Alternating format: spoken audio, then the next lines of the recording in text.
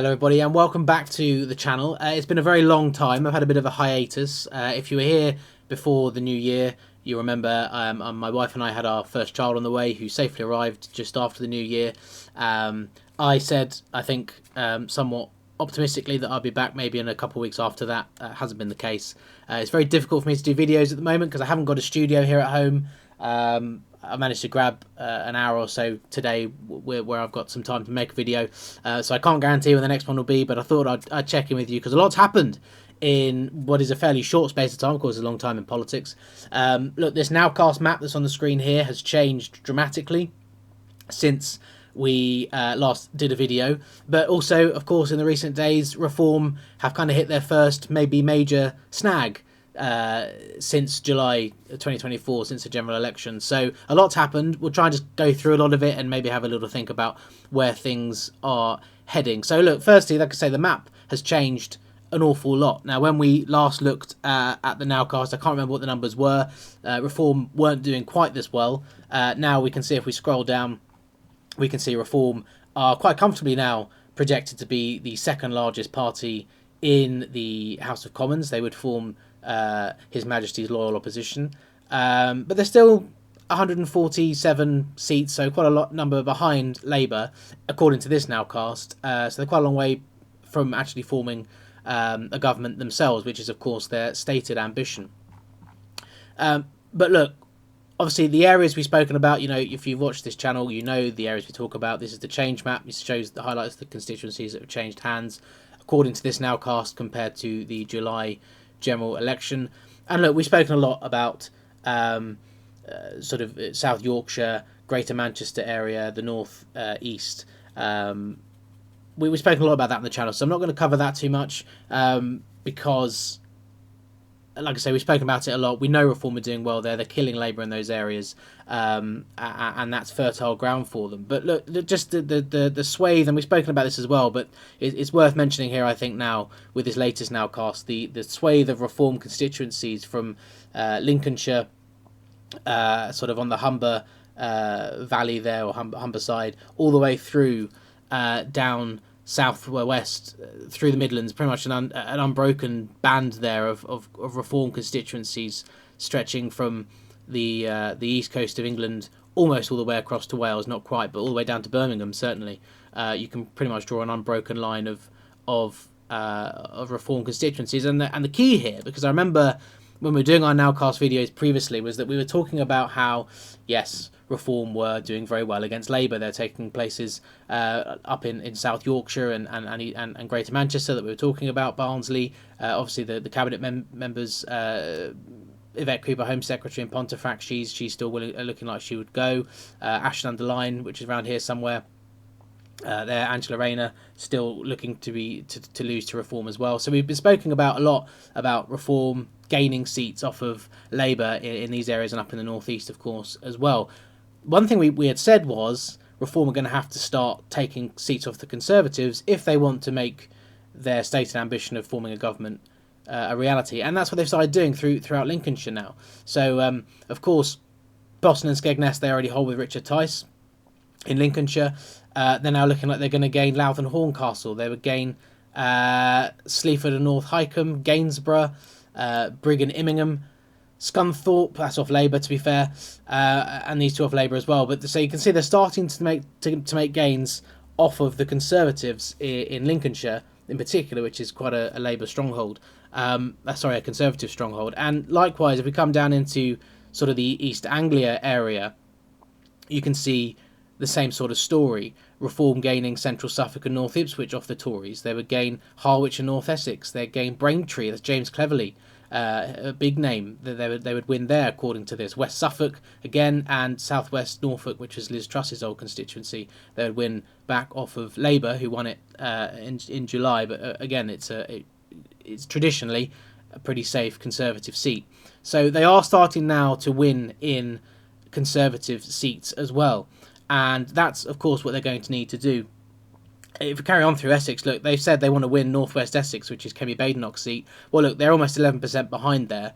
And actually, it's Labour are almost neck and neck with them as well. So a long way for them to go there. But let's be frank, 10.7% lead for the leader of the opposition in her own seat is not a huge margin. And with the sort of momentum that Reform had or have had from July through until March, not by no means beyond the realms of possibility that they could overturn that sort of a majority. So look, Reform doing very well. You see, as you come down a bit further south, Harlow as well, Brentwood and Ongar. I think these have always been on our radars. Reform being close behind and now leading in these places. Raleigh and Wickford, that's Mark Francois, another big name would go. Castle Point too, off of the Tories. So look, they are starting to make inroads against the Conservative Party. And you can see from this Nowcast that people always said to me, why are you always talking about Reform on this channel? And well, just look at the map. Reform is the big story. A party that's essentially come from nothing. In June last year, they were polling about 5%, led by Richard Tice. Nigel Farage came back. They got 14%, 5 MPs. And now here we are, just under a year later, or 3/4 of a year later. And they're making a huge impact on the political map. In England in particular. I'm actually surprised they're not doing as well in Wales. I remember we looked through South Wales a number of months ago now, and we saw they were quite close behind. They've not really been able to capitalise on that. So there's 1.5 behind in Caerphilly. They're close. 2.1% behind here. Run further, they're 1.8% behind. So they're still doing well, but they've not managed to push on in South Wales like I thought they would have. I thought that South Wales block would have got a lot more light blue as well, which they haven't managed to do. But we said they've hit a bit of a snag. Now, it all revolves around the Member of Parliament for Great Yarmouth, which is over here, Rupert Lowe. He is, as of today, no longer a Reform MP, so they're down from 5 to 4. As many people have liked to point out, they've lost 20% of their MPs in the last week.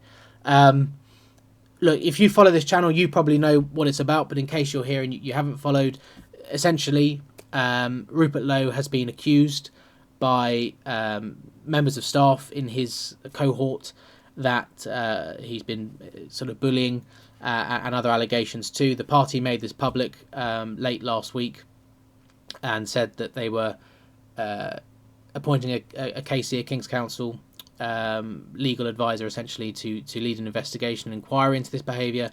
It all got quite acrimonious on X, formerly Twitter, between Rupert Lowe and the party at large, but Nigel Farage in particular, but between Rupert Lowe and his former party, and that led to him having the whip withdrawn by Reform, and so he is now sitting in the House of Commons as an independent MP. Now look, this is the kind of thing that Reform really didn't need.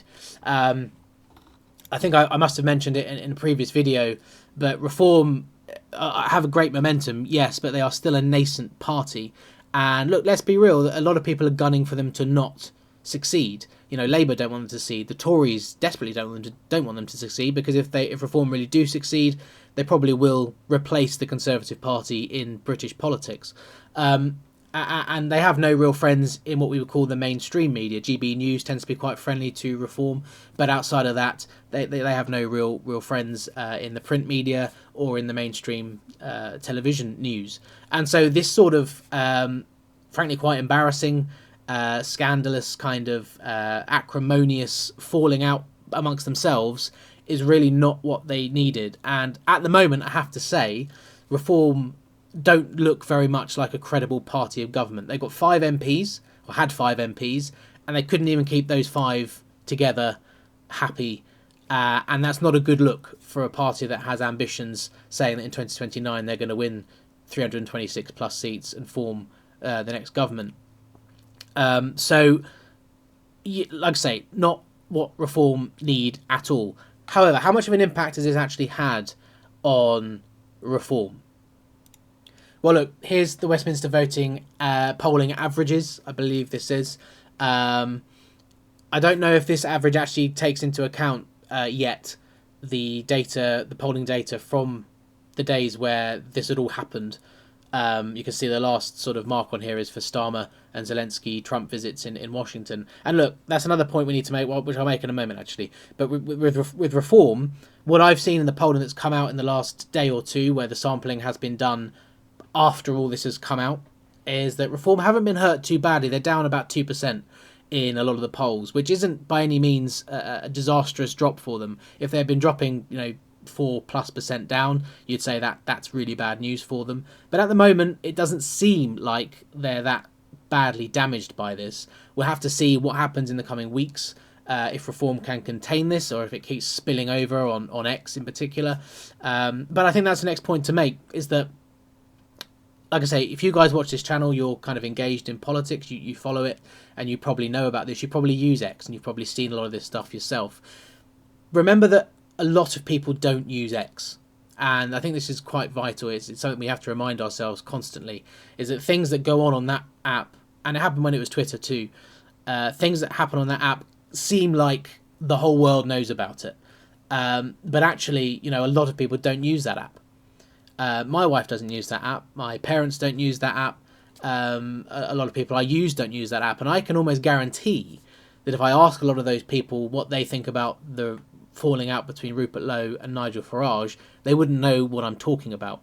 And so at the moment, this is quite contained for Reform, and I suppose to a certain extent that maybe is a blessing of Reform being a smaller party. Although they're doing well in polling, they are still a fairly, well, I suppose they're not actually, they've got over 200,000 members, so they are quite a large party, but they don't, I suppose, they don't have the long histories of the other parties, is what I'm getting at, which perhaps means that this story is a bit more contained for them. But what I'm essentially saying is, as far as the polling goes at the moment, I just don't think this is on a lot of people's radar, and Reform needs to try and keep it that way. But the other thing I'd like to mention while we're on this screen, and you can see it here, is that Starmer had a very good week when he went to the White House and visited Trump, and then with everything that happened with Trump and Zelensky in the aftermath of that, Starmer came out of that very good. And you can see, on the day of the visit, or the day of the week, I'm not sure when the day was exactly, but you can see Labour 25.2, Reform were in the lead by margin of error, but 25.4, so it was neck and neck. After that visit, so about a week later, Labour had jumped up 2 percentage points, one percentage point. They jumped up and Reform had dipped. This was just prior to all this stuff with Nigel Farage and Rupert Lowe. But Labour had a good week, or Starmer in particular had a good week when it came to the peace talks in Ukraine. He, whether you like him or not, he came across as a statesman. Trump seems to like him, which is playing to his advantage at the moment. And actually, Starmer, whether he meant to or not, whether he's intended to or not, has actually filled the boots of a Brexit Prime Minister, in that he has formed somewhat of a bridgehead between the United States on one side of the Atlantic and the European continent on the other, because he's outside of the EU, and therefore he has a bit more freedom to act as that linking point between the two sort of powers. And look, he did come out well. Now, whether this will last, I don't know. You can see it's already dipped down a little bit, for 0.5% since that initial bounce. And look, will it last? I don't know. Obviously, the stuff with Ukraine's still ongoing. He might well gain some more popularity and momentum out of that. But there's also the spring statement coming up, which I believe is the end of this month. I feel like that might be quite damaging for Labour. We'll see. Rachel Reeves is not a particularly popular Chancellor of the Exchequer with really anyone, and I think that could be another damaging time. So perhaps this is a momentary bounce, but I think it's worth noting because it's really the first. You can see if you follow that line all the way through from here, 36.1, just after the general election, all the way down to now, that really is the only time they've kind of picked up. I mean, here a little bit they had a bounce, but and here, but it's the first time they've had some good news, Labour, and still it's only very small, and still really it's margin of error between Labour and Reform. The Conservatives are just in the wilderness right now. Look, you can follow that blue line across, and you can see they bounced up a little bit in November, and from there it's just been down. They're never in the news, really. I don't really know what the Conservatives stand for. Kemi Badenoch doesn't tend to perform particularly impressively at Prime Minister's questions. And look, they just seem like they're a bit of a listless ship at the moment. A rudderless ship, I should say. And they need to change that, because they're only going to continue declining in the polls, and it's going to become Labour versus Reform. So that's the polling. Not really anything else to mention. You can see the Lib Dems are a pretty straight line. Greens likewise, and the SNP down there too. So that's kind of the polling averages. We'll just head back to the Nowcast and finish up the video. So yeah, look back to the Nowcast map, and how is this going to play out? Well, it really all depends, I think, on how this works out with Reform's problem at the moment. Obviously, Rupert Lowe will still be in the House of Commons as a Member of Parliament for Great Yarmouth, and I have to say he's been a very effective Member of Parliament. He has asked the government many questions, probing questions, the likes of which, frankly, we aren't used to seeing from parliamentarians, which is really bad. This should be the sort of thing that parliamentarians are doing all the time. But he was asking very probing, very good questions, very uncomfortable questions for the government, which is the purpose of the opposition in the House of Commons. And he's still going to be there, and I imagine he's still going to be doing exactly that, but he's going to be doing it, of course, just under his own name now. Whether he joins another party, we'll have to wait and see, but for now he is an independent, so he's not going anywhere. As far as Reform are concerned, they can't just necessarily sweep him under the rug. He's going to be there in the chamber with them, and that may be a problem for them. If they can contain this issue with him, if they can try and resolve it with a bit less acrimony, then probably they can put this behind them and charge on. If they can't, then they're going to... I've always said that May is a big test for Reform because, and of course, a number of these council elections to be cancelled now, by the way, but the ones that are still going ahead are in areas where Reform can do well, and I think they must do well. They must show that they can win fairly big, fairly sizably, for people to believe in them. And if this drags on and on into just sort of late March, April, the closer we get to May, the more this is hanging over the party. I think the more damaging it will be for them. And the longer it goes on, the more people are going to hear about it as well. So that, people being insulated because they don't use X or whatever, and they don't know who Rupert Lowe is, that's going to start to fade away the longer it drags on, because the longer it drags on, people will just start to hear about it more. At the moment, though, Reform still have an awful lot of momentum. You can see they're still absolutely the story in British politics. They're cutting a swathe through the Midlands in particular. They're doing very well in Kent, in the south of Essex, starting to do well in Suffolk, and they're close behind in a number of constituencies behind the Tories there. The Tories, like I said a minute ago, are just in the wilderness at the moment. They're now looking like they're losing constituencies to Reform. They're not gaining many, like we saw in the change here. They gained some in Derbyshire. They gained some Ribble Valley. They've gained back, and Pendleton and Clitheroe there, but they're not gaining many back. And indeed, the net for them was a net loss. So their worst election result in July, and they would still lose more seats according to this Nowcast for an even worse result. So they're in the wilderness right now, and I think what's worse for them is that they're just not winning back, or close to winning back, any of these constituencies from the Liberal Democrats. They're miles behind in the southwest. They're miles behind in Winchester. Look at that, 33% behind there. Eastleigh, they're a decent stretch behind. Chichester, they're miles behind. Lewis, Eastbourne, it's not looking good for them against the Liberal Democrats. The Liberal Democrats, this is probably their ceiling, okay? They're not really close behind anywhere else. They're not going to get many more seats than this. But the amount of seats they've got is a massive thorn in the Tory side, and the Tories don't look like they're in any sort of position to be overturning that at the moment. Labour, it's all going to be down to the economy, I think. Obviously, the national insurance hikes take effect from the 1st of April, or early April, and I think it's going to be very interesting to see what happens to the UK economy in the coming months. We have very low growth as it is. I think that growth may well start to turn negative, and that will wipe away any positive news stories that Starmer may have from his handling of the Ukraine crisis, because that will fade into the distance. If a peace deal is agreed in the coming weeks, Starmer may well play a role in that, and he may well again look statesmanlike and get a boost from that. But that will fade away in the memory when people's have to start tightening their belts, and when people start getting laid off.